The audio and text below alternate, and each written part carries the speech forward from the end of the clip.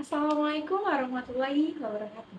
Perkenalkan, nama saya Dini Darwati dari Prodi Akuntansi dengan NIM 9022-0026 dengan dosen pengampu Bapak Muhammad Roshidi, SEMM. Di sini saya akan mempresentasikan materi bab 5 yaitu bagaimana harmoni kewajiban dan hak negara dan warga negara dalam demokrasi yang bersumber pada kedaulatan rakyat dan musyawarah untuk mufakat. Menelusuri konsep dan urgensi harmoni kewajiban dan hak negara dan warga negara. Konsep kewajiban selalu menjadi landasan aksiologis dalam hubungan rakyat dan penguasa. Rakyat wajib patuh kepada titah raja tanpa reserve sebagai bentuk penghambatan total. Keadaan yang sama berlangsung tatkala masa penjajahan Nusantara, baik pada masa penjajahan Belanda yang demikian lama maupun masa pendudukan Jepang yang relatif singkat. Horizon kehidupan politik daerah jajahan mendorong aspek kewajiban sebagai postulat ide dalam praksis kehidupan politik, ekonomi, dan sosial budaya. Hak dan kewajiban merupakan sesuatu yang tidak dapat dipisahkan. Menurut teori korelasi yang dianut oleh pengikut utilitarisme, ada hubungan timbal balik antara hak dan kewajiban. B. Menanya alasan mengapa diperlukan harmoni kewajiban dan hak negara dan warga negara Indonesia. Pada uraian di atas, Anda telah memperoleh pemahaman bahwa tradisi budaya Indonesia semenjak zaman kerajaan-kerajaan di Nusantara lebih mengenal konsep kewajiban dibandingkan konsep hak. Sejak itulah konsep hak mulai lebih mengemukakan dan menggantikan konsep kewajiban yang mulai meredup. C. Menggali sumber historis, sosiologis, politik tentang harmoni, kewajiban dan hak negara dan warga negara Indonesia. Yang pertama ada sumber historis. Perjuangan menegakkan hak asasi manusia terjadi di dunia barat atau Eropa adalah John Locke, seorang filsuf Inggris pada abad ke-17 yang pertama kali merumuskan adanya hak alamiah yang melekat pada setiap diri manusia, yaitu hak atas hidup, hak kebebasan, dan hak milik.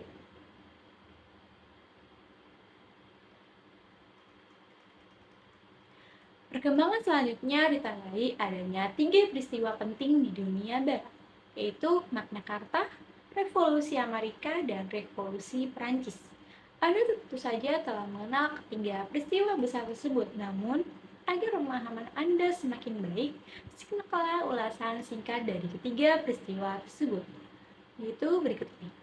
Magna Carta pada tahun 1215, piagam perjanjian antara Raja John dari Inggris dengan para bangsawan. Isinya adalah pemberian jamin beberapa hak oleh raja kepada para bangsawan beserta keturunannya, seperti hak untuk tidak dipenjarakan tanpa adanya pemeriksaan pengadilan. Jaminan itu diberikan sebagai balasan atas bantuan biaya pemerintahan yang telah diberikan oleh para bangsawan. Sejak saat itu, jaminan hak tersebut berkembang dan menjadi bagian dari sistem konstitusional Inggris. Yang B. Revolusi Amerika pada tahun 1276, kemerdekaan melawan penjajahan Inggris disebut Revolusi Amerika atau Deklarasi Kemerdekaan. Amerika Serikat menjadi negara merdeka tanggal 4 Juli 1776 merupakan hasil dari revolusi ini. Revolusi Perancis pada tahun 1789 yaitu yang telah bertindak sewenang-wenang dan absolut. Declaration describe the inevitable atau pernyataan hak manusia dan warga negara.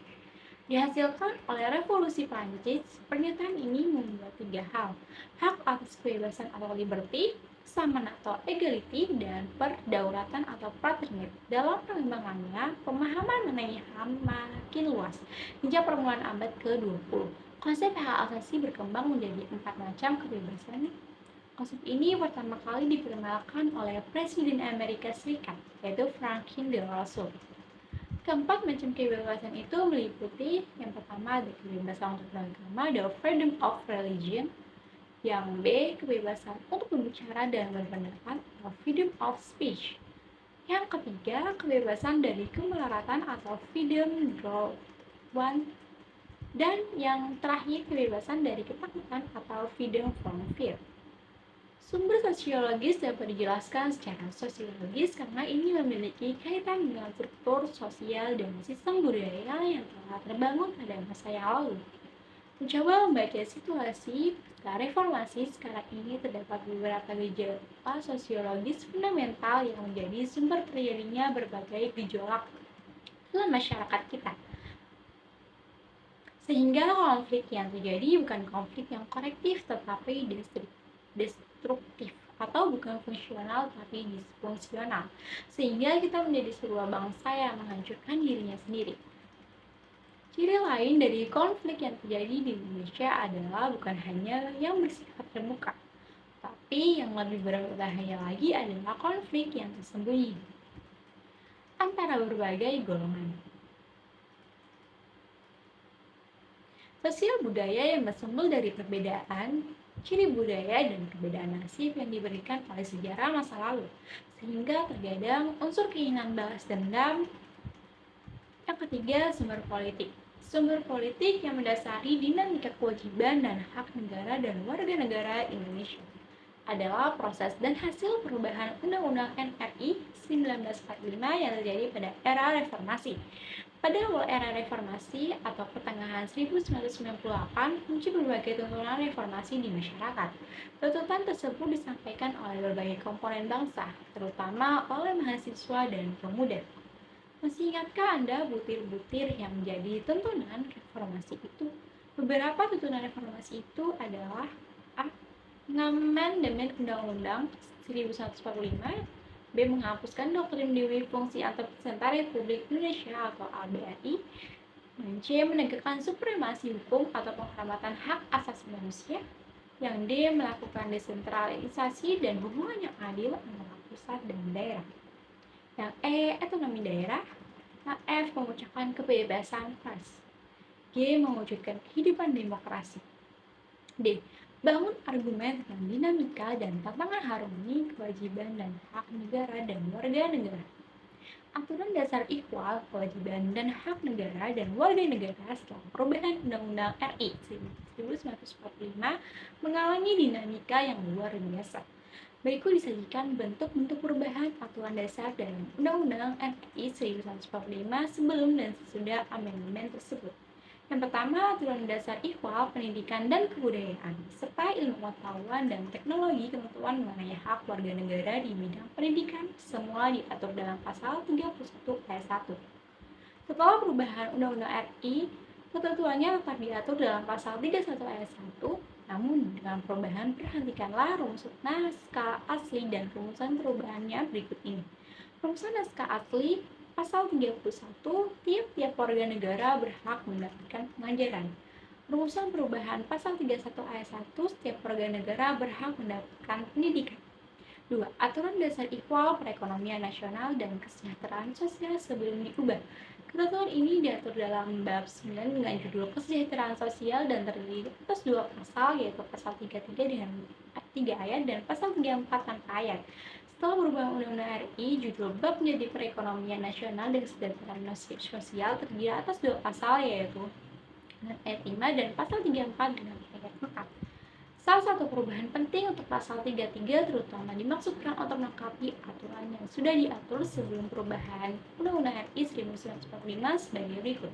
Pasal 33 ayat 1 Undang-Undang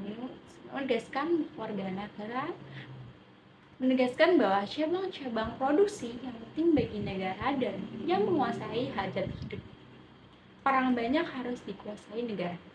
Pasal 33 ayat 3 menegaskan bahwa bumi dan air dan kekayaan alam yang terkandung di dalamnya harus dikuasai negara.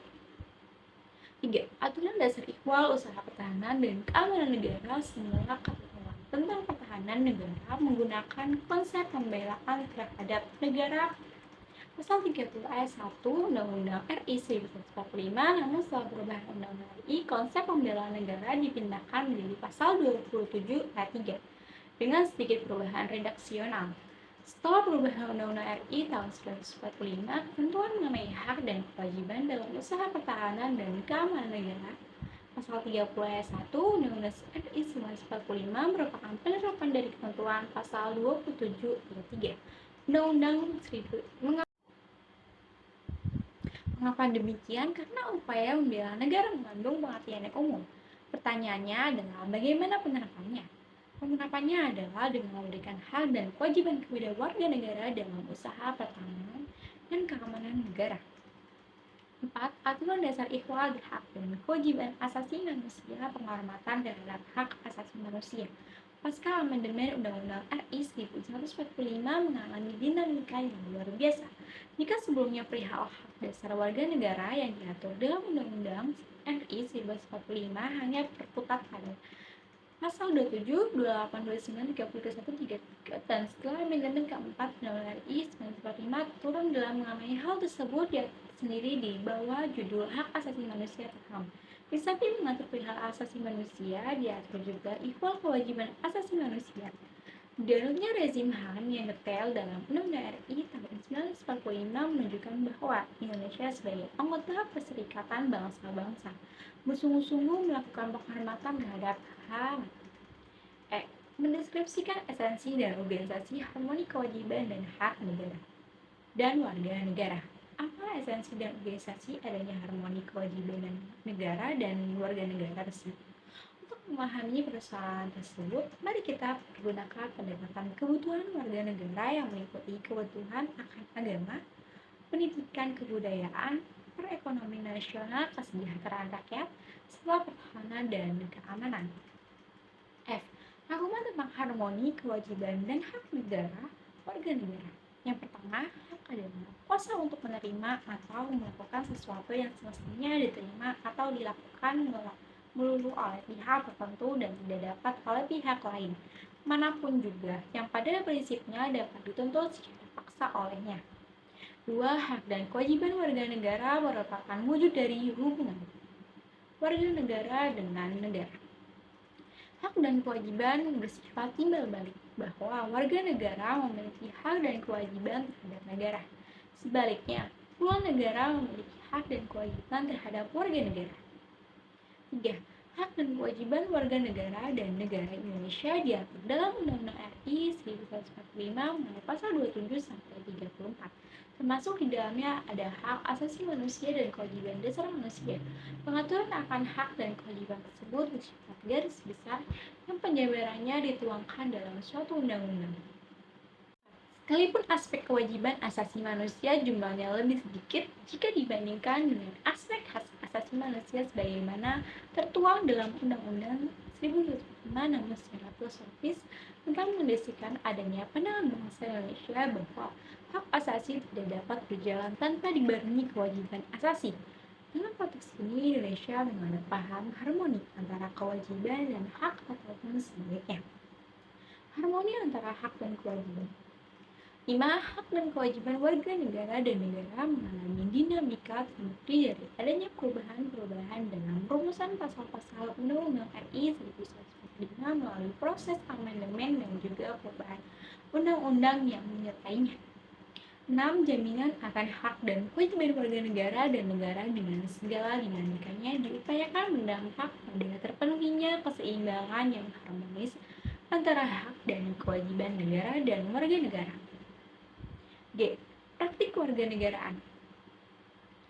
5 hak dan kewajiban warga negara dan negara telah diatur dalam undang-undang. Adapun rincian lebih lanjut diatur dalam suatu undang-undang. Misalnya, hak dan kewajiban dalam bidang pendidikan sebagaimana termuat dalam pasal 31 dijabarkan lagi dalam Undang-Undang Nomor 20 Tahun 2003 tentang Sistem Pendidikan Nasional. Undang-Undang Nomor 14 Tahun 2005 tentang guru dan dosen. Undang-Undang Nomor 12 Tahun 2012 Pendidikan Tinggi. Dalam undang-undang tersebut umumnya dijabarkan lagi hak dan kewajiban dari masing-masing pihak yang diatur. Sekian itu saja presentasi dari saya. Kurang lebih maaf. Sekian, wassalamualaikum warahmatullahi wabarakatuh.